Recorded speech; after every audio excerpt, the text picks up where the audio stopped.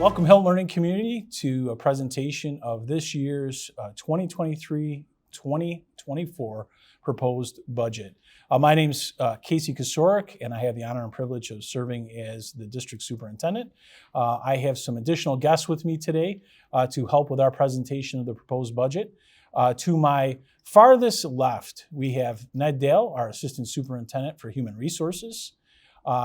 Next to him is Kristen Polini, our Assistant Superintendent for Instruction, and closest to me is Mr. Adam Geist, our Assistant Superintendent for Business. So to give you a brief outline of today's presentation, we'll be discussing district accomplishments and data benchmarks, budget factors, the overall budget and bus purchase, election of board members, and the fact that the annual vote will be May 16th, 2023. I'd like to now share some exciting accomplishments from the district.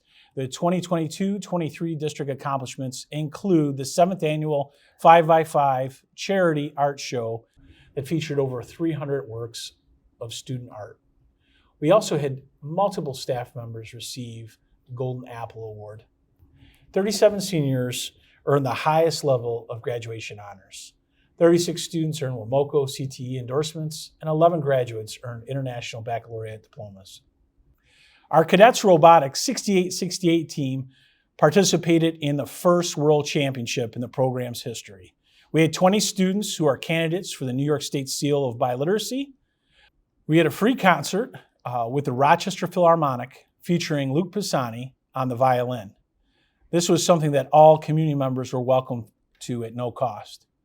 Another point of pride included the fact that we hosted a Division I college wrestling match between Binghamton and Cornell that brought many alumni wrestlers back to the region to compete in front of the local community. We also held Empty Bowls, an event that raised over $3,000 for the cadet cupboard. As far as athletics goes, Section 5 Class A1 champion football, Class A Western Regional champs, and New York State Class A semifinalists. We had a Defensive Player of the Year and First Team All-State player, Carl Coons, who is a senior and will be playing Division I football next year. Also, Section 5 Boys Champion in Boys Pole Vault, Hayden Penna, who is a senior. Section 5 Boys Champion in the Triple Jump, Manny Robinson, who's a junior. And Section 5 Class A Champion Boys Bowling and New York State Class A second place finish.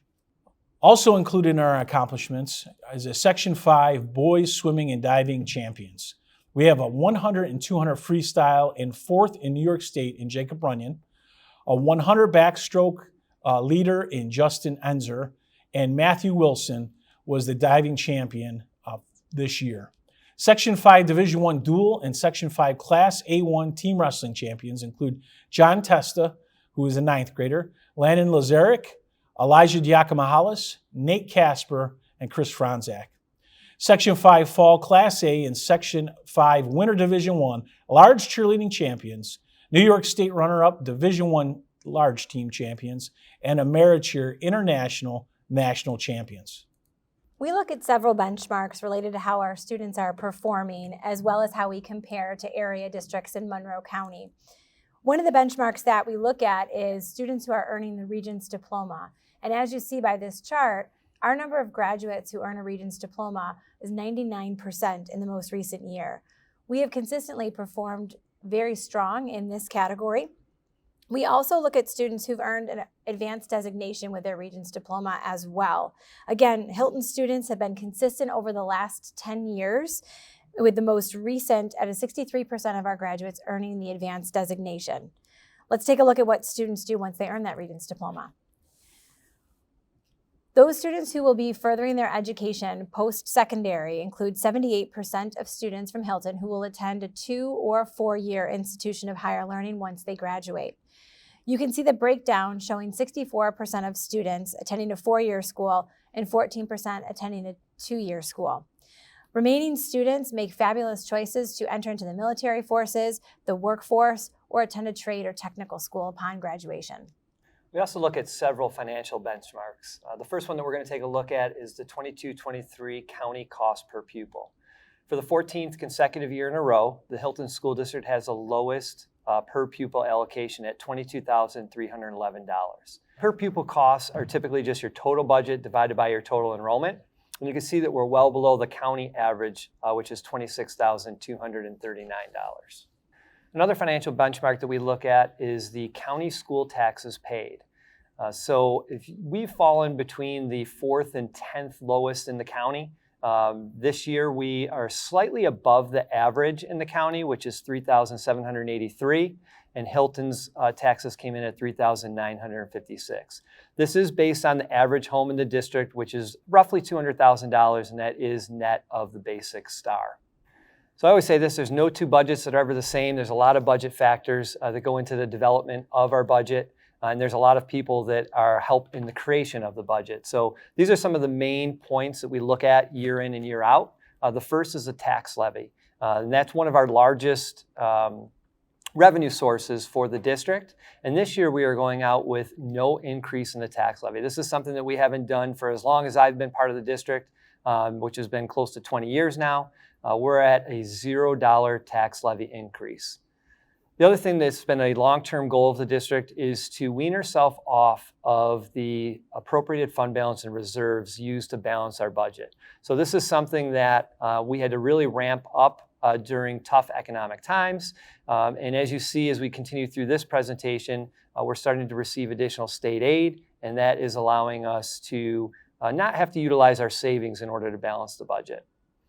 And then lastly, we look at either the funding of new initiatives when we're in prosperous times, or potentially looking at eliminating programs or reducing staffing when we're going through some not so good times financially. So we have a whole host of new initiatives that we will outline during the presentation.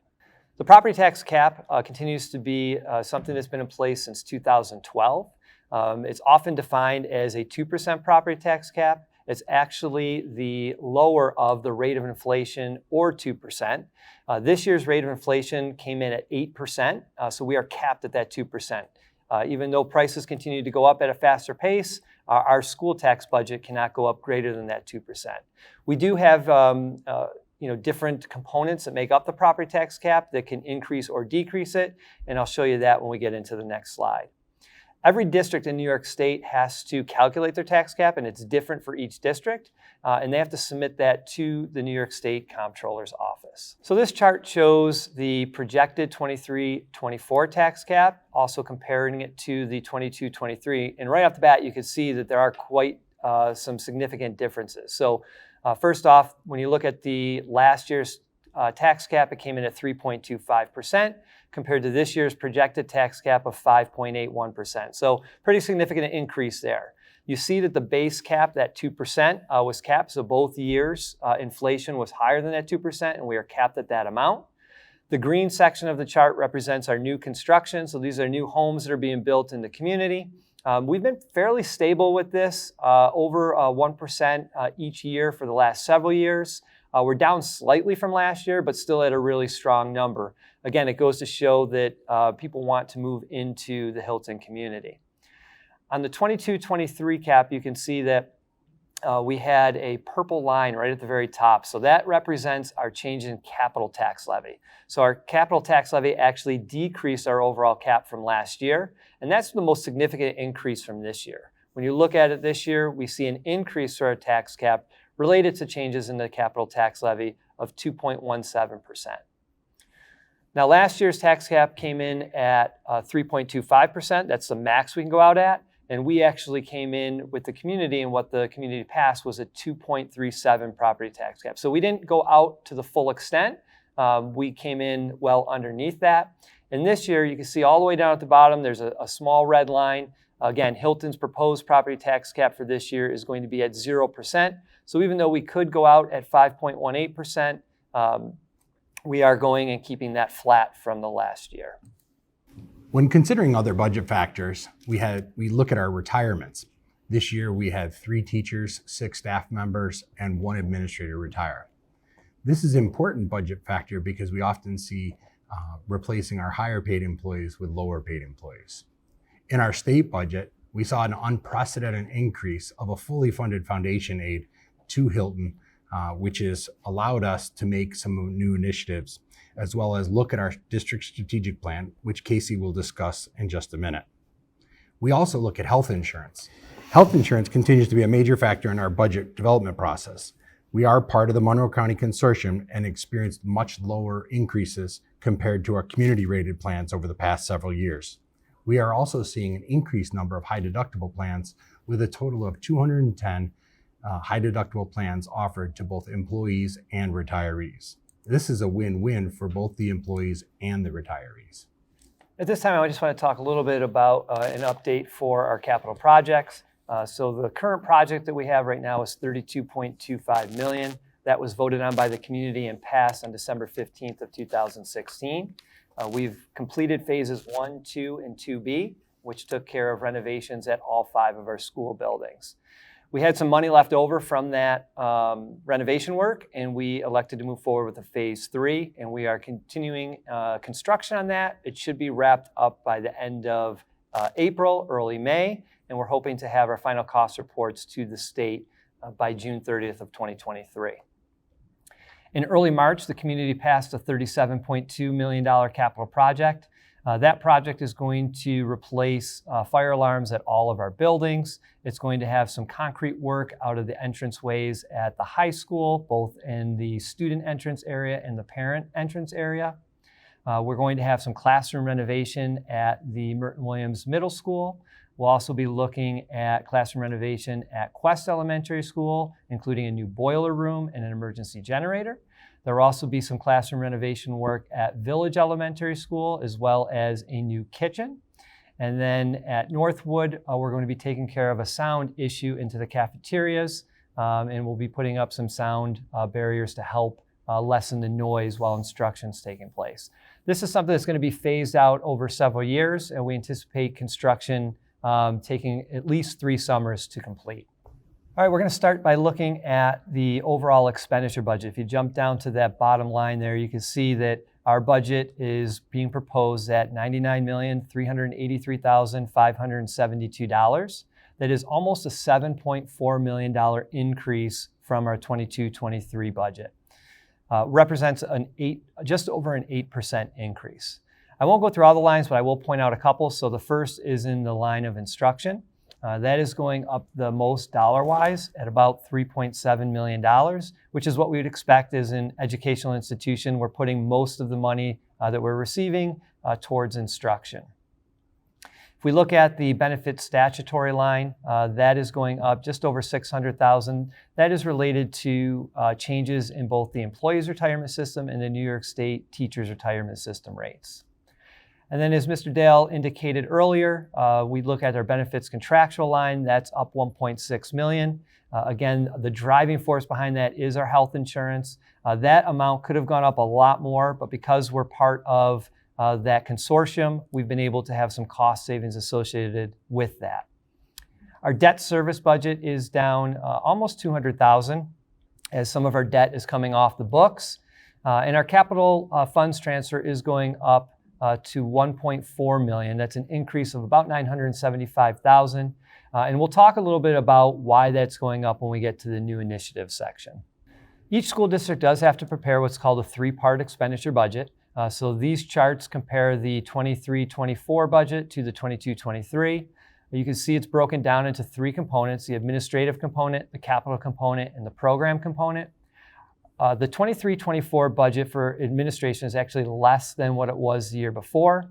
We are seeing a slight increase in our capital component, and again, a slight increase in our overall instruction program budget. And this is a great time for me to thank the community who participated in the development of the proposed budget, along with all of the different learning community members that are employees of the district, and the administration and the Board of Education as well. So this is a process that has been close to 9 months in the making, and I wanted to help everyone see that we anchor into not only the mission and the vision of the district, but also the following transitional goals. Goal number 1 is to improve culture and climate of the district. Goal number 2 is to continue to make progress on the district's diversity and equity initiative. And our last goal is to develop the next strategic plan for the district. So we've collected that data, we've surveyed all the different interested parties across the community, and we're in the process of identifying those strategic focus areas.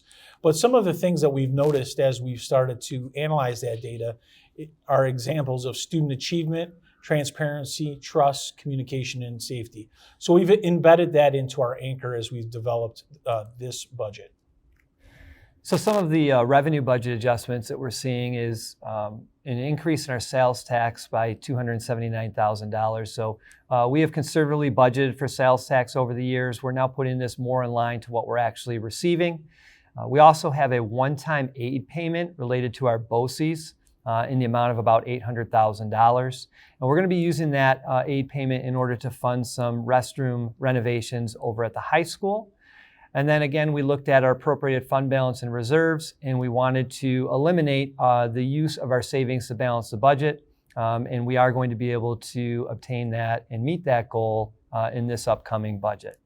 Some of the new initiatives or restorations of staffing that we're looking at with the 23-24 budget include the first bullet, which is 2.5 full-time employment, special education teacher staffing, as well as a teaching assistant, speech teacher, and all of these positions are for a new 611 class. We've identified an increased need among our student population through the CSE classification process, where we have a full class of 611 students that will need a place. And rather than look for outside of district placements, we would like to service those Hilton students here on the Hilton campus and with Hilton teachers. So that will be an addition of a 611 class with all the appropriate supports for those individual students.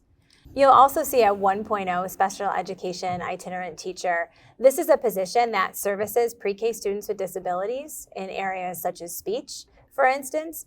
This allows us to provide these services in-house with Hilton employees rather than contracting with a variety of services, which we often do. And although we appreciate those partnerships, it can be difficult to staff those at times. So having a 1.0 to provide those services across the district is going to allow more accessibility to our students to access those services. One area that has been super important for us to add and to look at is our high school health office. We'd like to restore that position back to full-time by increasing 0.6 of a health aide position. We recognize those students have significant need, as well as that office needs the support of a full-time health aide, so we'll be restoring that position back to full-time. At Merton Williams Middle School, we have a 0.5 school counselor currently, and we'd like to increase that to 1.0 to provide consistency to all of our students. At Northwood, we'd like to add an additional math intervention specialist to service all students that are recommended, and we need that additional staffing to ensure that that can happen. Our youngest students certainly need the support in the lunchroom, and so we need a lunch monitor for just UPK students. Lastly, as everyone is fully aware, our needs across the country around cybersecurity are present in every district, every corporation, and we are seeing the same need. We are asking to add a cybersecurity coordinator to continue the cybersecurity efforts that we've made in securing our district's resources, but also make sure that we can be preventative in that nature as well. And lastly, we've added an additional security coverage due to the recent events in Hilton to ensure that we are having the safest campus possible. Other new initiatives include 21 stipendable positions for grade level leaders at the elementary level. With grade level leader stipends, we'll be able to establish a teacher leadership team and structure where each grade level in all 3 of our elementary buildings has a representative as a grade level leader. With this system in place, we will be able to increase the consistency in curriculum and instruction among our elementary buildings, and also develop a system for two-way communication between teachers and the Office of Instruction. The addition of an MTSS coach in each of our elementary buildings is part of the multi-tiered system of support implementation plan that we developed this year in conjunction with our members of Leadership Council. MTSS coaches will facilitate analysis of benchmark data and provision of services, as well as progress monitoring for students receiving Tier 2 and Tier 3 services in ELA and math. This will allow us to provide just right services for those students to get back to grade level standards. While assessing our stakeholders for information that they would like to see in the next strategic plan, we heard a lot about voice, we heard a lot about transparency, we heard a lot about communication. And so developing school improvement teams with a wide range of stakeholders, including members of the Teachers Association, school-related professionals, is something that we felt was super important to add in our next budget to support our strategic plan. In addition, we have had a very difficult time maintaining our cleaning staff at this time, and so we are looking to increase the number of cleaners, as well as we do have a service right now that cleans Village Elementary School. So we have trying to restore these positions and increase and use our own staff in the cleaning capacity, our buildings and groundkeeper, a maintenance mechanic, and one of the exciting new initiatives has been a pep band stipend to not only, this is not to eliminate any of our current offerings, but to increase our opportunities for music students and engage with our school community at different events throughout the community. And then lastly, you'll see that we are using federal stimulus funds to support teaching positions and SRP positions. We are doing so, and we're going to continue that, as well as our general fund initiatives to make sure that we can maintain these positions and staffing at levels currently. So we are also going to look at some new initiatives with some additional supply purchases, contractual purchases, and purchases through BOCES. One of the things we're looking at is to replace our interactive flat panels. These are used in many of our classrooms district-wide. We also are looking to increase our per pupil allocations. So these are funds that are used to purchase supplies and materials and equipment throughout the district at each building and department level. That's going to go up approximately by 6%. We're also really excited about a new initiative coming forward. We've talked about it for several years now, and we are allocating funds for a new esports technology, as well as the furniture that would be used to outfit that as well. And as with our regular classrooms and replacement of furniture, that is something that we're now allocating some budget dollars for. We typically look to see how we end the year, and then if there's available funds, we would purchase these. This is now going to formalize the process and put us on a nice replacement schedule as we move forward. As I mentioned earlier, we also received some one-time BOCES aid. We're going to use that aid in order to remodel bathrooms at the high school. We are also mandated by New York State to transition our fleet of school buses from gas or diesel to an electric school bus. That's going to be something that will be phased in over several years. We are going to go through a study to see what that would entail here at Hilton. We've done a lot of pre-work. Now we're to the point where we're going to be reaching out to the experts in order to move that initiative forward. And then as we look at various safety and security aspects throughout the district, one of the things that we are going to do is increase the number of automated external defibrillators, also known as AEDs, throughout the school as we continue to build upon the safety of our students and staff. Whenever we build a budget, it has to be in balance. So as we look at the revenue budget, we'll look all the way down at the bottom, and you can see that our overall revenue budget matches that of our expenditure budget. Coming in at $99,383,572. It's that same almost $7.4 million increase, again, just over an 8% overall budget to budget increase. You can see some of the lines that we talked about. So I mentioned earlier that we are going to increase our sales tax. That's going to go up by about $279,000. As we've been discussing throughout the presentation, the state aid increase, unprecedented. We're up to over $7.6 million increase. That is a huge amount, which is allowing us to propose and hopefully fund many of the new initiatives that you heard about. The additional, the appropriated fund balance is going to zero. So we are finally eliminating the need to rely on savings to balance our budget. And then the last thing I wanted to point out is just that our property taxes are not going up. The levy is staying at zero, same amount as last year. Again, first time since I've been part of the district that is happening. If we look at our history of our appropriated fund balance and reserves, you can see our reserves are in blue and our fund balance or savings is in red. Way back in the 2007-8, when we had tough economic times, we had to start relying more heavily on using our savings and our reserves to balance our budget. So that kind of phased in as that tough economic times took place. It kind of peaked out in the 2011-12 year, where we were at almost $2.5 million in order to balance our budget. We've had that goal to continue to reduce that reliance. We've moved in that direction. You can see that the chart is going down, and it's really exciting to say that our 23-24 proposed budget will be at the same level as it was in 2008-9. With a small transfer from one of our reserves. That's something that we probably have year in and year out, I anticipate, but it's really exciting news that we're able to meet that long-term goal of the district.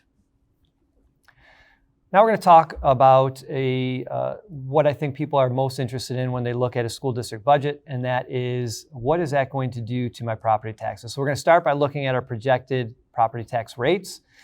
You can see that there is quite a difference as we transition from 2022-23 into 23-24. We have 4 towns that make up our district. They're in our district, and you can see that the equalization rates do change in each one of them. So Clarkson's rate is going to increase, going from 85% up to 100%. Greece is going to remain at the same rate as they were last year at 86%. Hamlin is going to decrease, going from 74 down to 67%, and Parma is going to drop 10 percentage points, moving from 81 to 71. So all of the equalization rates, as well as the assessed values in each of those towns, go into determining what our estimated tax rate is. As an equalization rate drops, the tax rate goes up. As an equalization rate goes up, the tax rate drops in accordance with that. So you can see that we have a range of a decrease of $4.44 in the tax rate at Clarkson, all the way up to an increase of $1.87 at Parma. The bottom line, and what people like to know, is how is that going to impact my taxes? I use a $100,000 home just because it's really easy to do the math. So the equalization rate, as I mentioned, as that changes, really the purpose of that is to make sure that no matter which town you live in within our district, that you pay your fair share of school taxes. So if we start with that base of a $100,000 home in any one of the 4 towns, you apply the appropriate equalization rate to that, you'll get the assessed value. That assessed value is what's going to show up on your property tax bill.